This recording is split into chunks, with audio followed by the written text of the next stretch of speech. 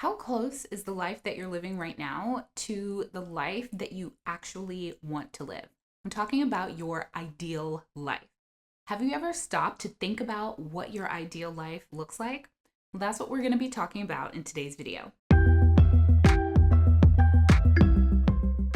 Hi, I'm Scarlett Cochran. I'm a lawyer and a wealth expert, and this is One Big Happy Life, where we help you find balance, build wealth, and live happy.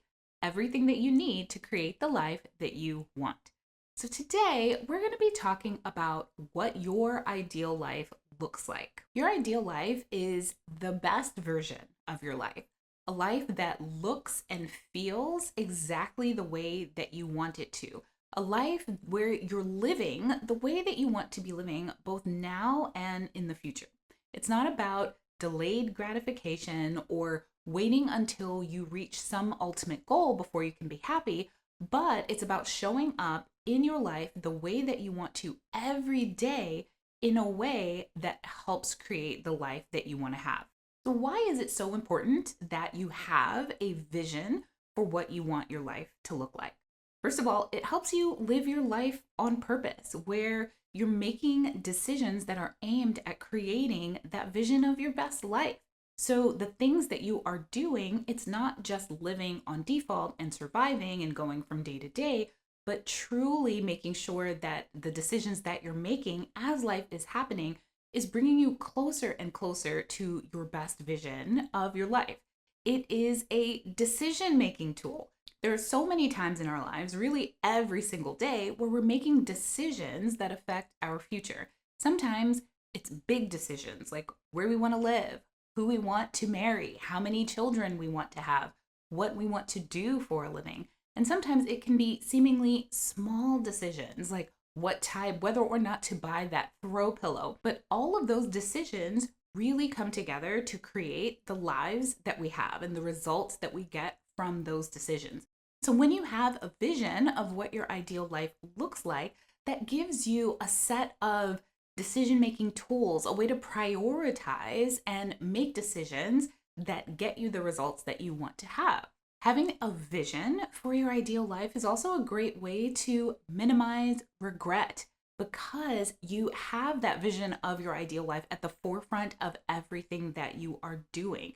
Instead of dismissing the things that you want to have in your life, you have that vision there to help guide you. And when you keep the things that you want front and center, it makes it more likely that you're actually going to achieve those things.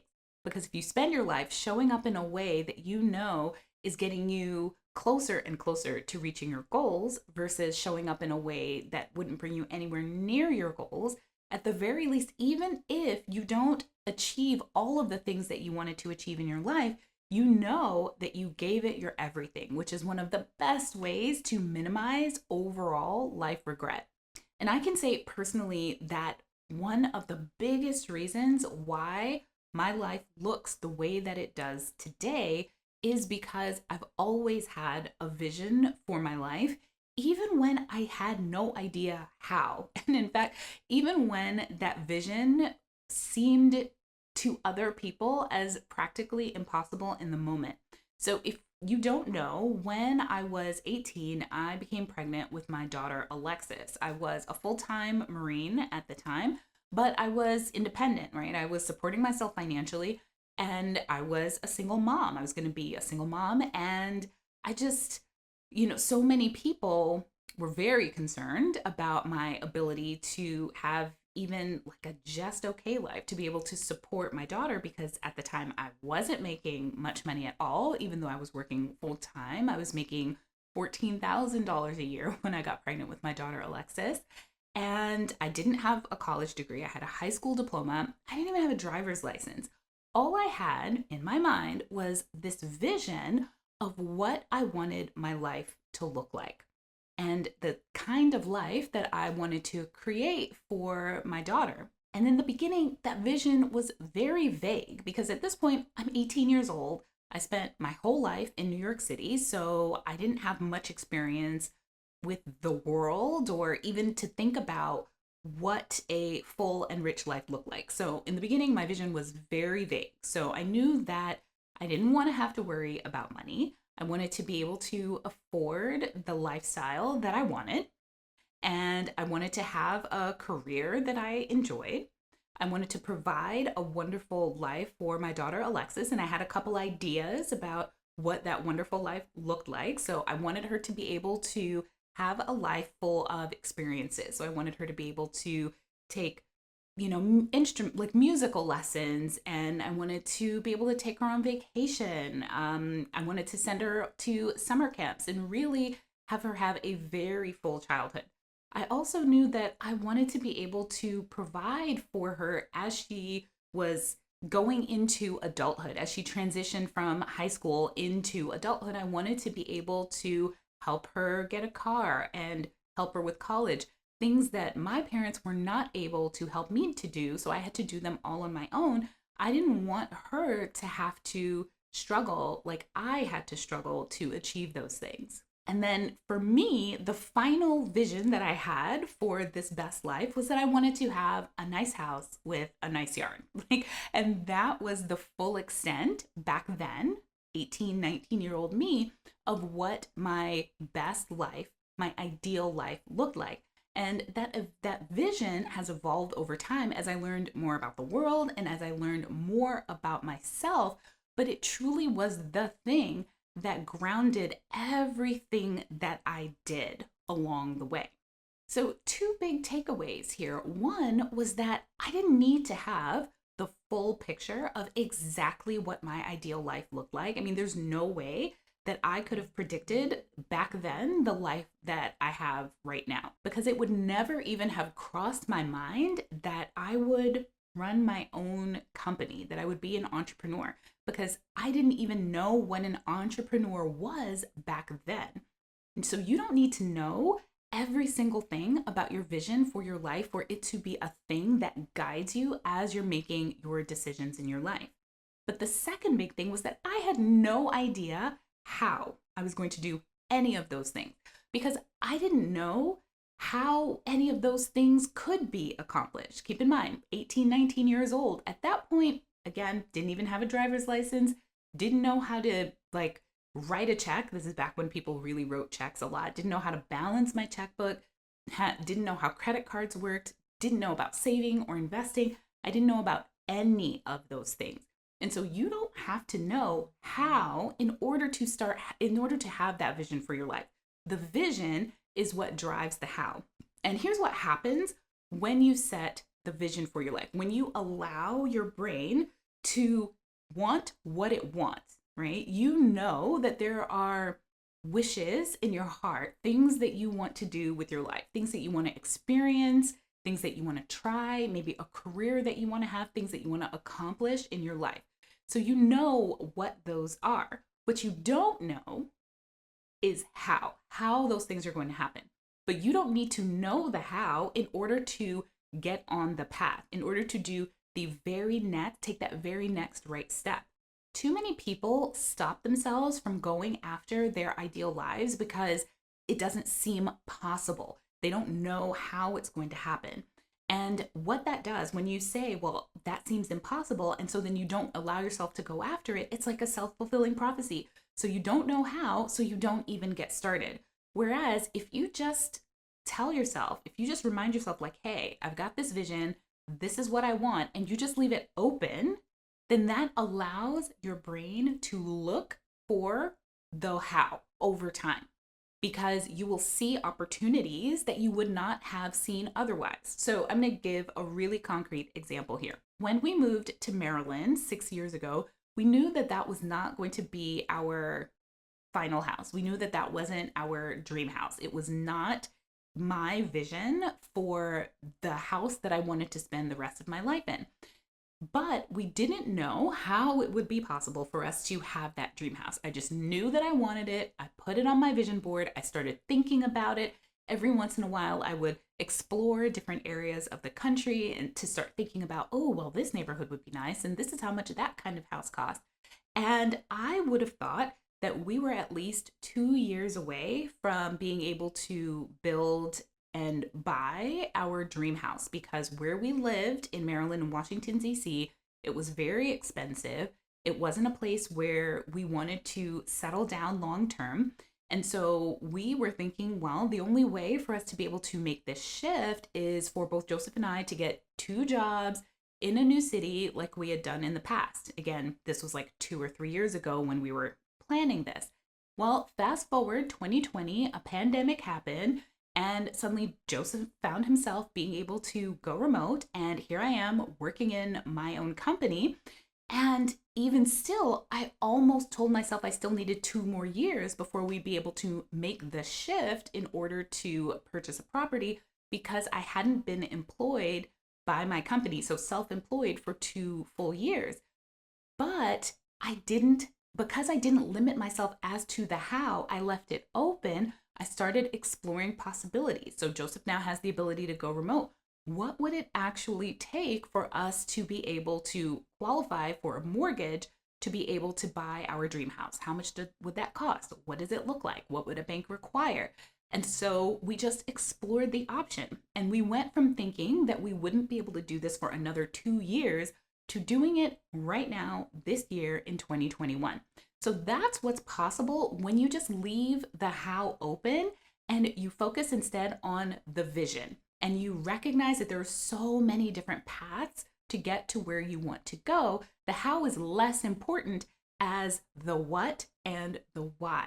Now, living your ideal life isn't just about who you become in the future, but the life that you're living right now, how that feels, and who you're becoming in the moment, the decisions that you're making. So living your ideal life is not just a future thing, but something that you do right now. And it's showing up intentionally in your life so that it feels good now. I think too often people put off enjoying their lives and having the things that they actually want to some far off distant future and don't look for the ways that they can start living in alignment with that ideal vision right now. So I wanted to share some ways that I'm already living my ideal life right now. Now, granted, I am 20 years at this point into my journey to living my ideal life. But even way back when, 18, 19-year-old me, I can definitely point to the different ways in which I was already showing up in alignment with the life that I wanted. So I'm going to take it back there first and just say, so choosing to buy my first house when I was 19 years old, when no one else believed that I could afford to buy my own house, I didn't believe them. I just went out and started doing the research. If I wanted to buy a house right now, what would that look like? And I knew that home ownership was a priority to me. For me, I liked having my own home and having my own space and being able to do whatever I wanted with that space. And was my first house my dream house? No, it was not. But it was the first step to living my ideal life right then in that moment. That's what I was able to do in the moment. And it laid the groundwork, the foundation for where I am right now. So some ways that I'm living my ideal life right now. So I have healthy relationships with family and friends that I love and that I trust and that fully support me in the life that I'm living. So relationships that truly bring me joy. I'm doing work that I absolutely love that affords me the lifestyle that I want to live and that allows me to have full control over my schedule. Over time, I've discovered that it's important to me to be able to have a lot of control over my schedule. And so over time, I have transitioned from jobs that were more restrictive to jobs that allowed me to have more schedule freedom. And now I run my own company, so I have complete control over my own schedule. I'm financially secure and I'm able to spend on the things that really matter to me. Also, I live in an apartment. And I know that sounds strange, that that's me living the ideal version of my life, but what that signifies is really adaptability and flexibility. So I have been able to downsize from a house to an apartment multiple times without being attached to the form of the space that I'm living. So what that allows me to do is to be able to make shifts in my life fairly easily because I'm willing to be flexible in the how and the when and not be so attached to a particular circumstance that I'm not willing to feel the discomfort that often comes with needing to change the way things are in your life. At the same time, I'm also building my dream house. So that is something that I'm very excited about.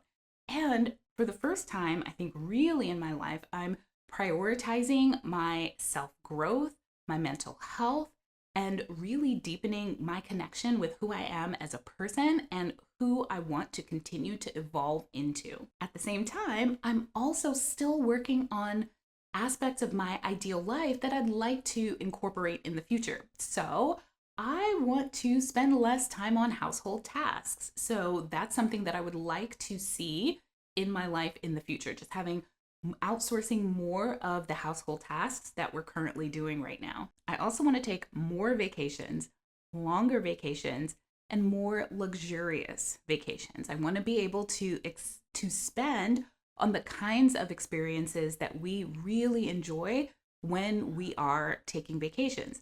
And the longer vacations, I want to really be able to explore the locations that we're visiting. Oftentimes, when we're just there for a week, it feels so rushed and so hurried when we're taking vacations that we almost need a vacation from our vacation.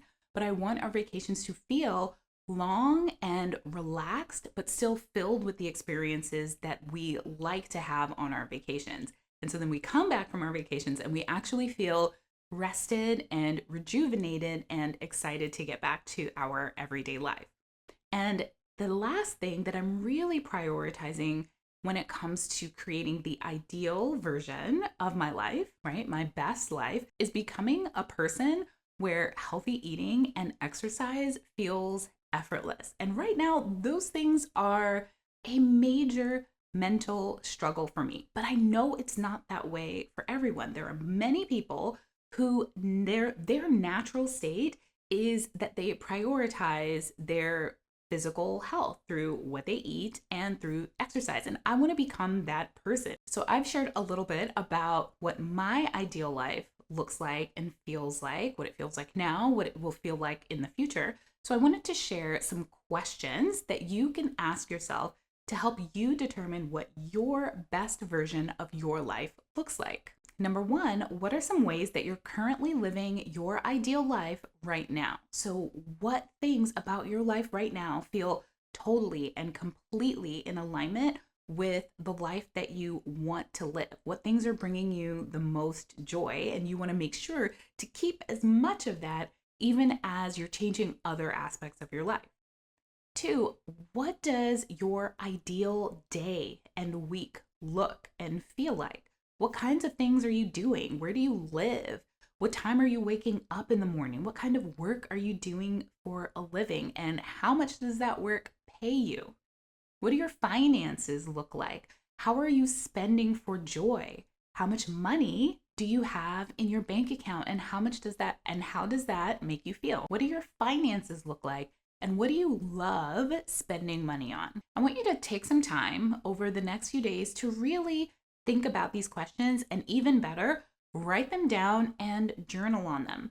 It's not something that you're going to do just once and you're done. Your vision for your best life will change over time as you change. And so just getting in the habit of regularly asking yourself this question, if you have a partner, regularly having those conversations with your partners so that you can make sure that your lives together are headed in the direction that you both want it to be headed in. Joseph and I have these kinds of conversations all the time. And if you love the idea of living your best life and using your money to create the best version of your life, then you have to take our free money masterclass, How to Afford Anything You Want. Head on over to onebighappylife.com/afford anything to get the free masterclass. And drop a comment down below and let me know what's one thing that you want to have in the ideal version of your life. All right, I'll see you next time. Bye.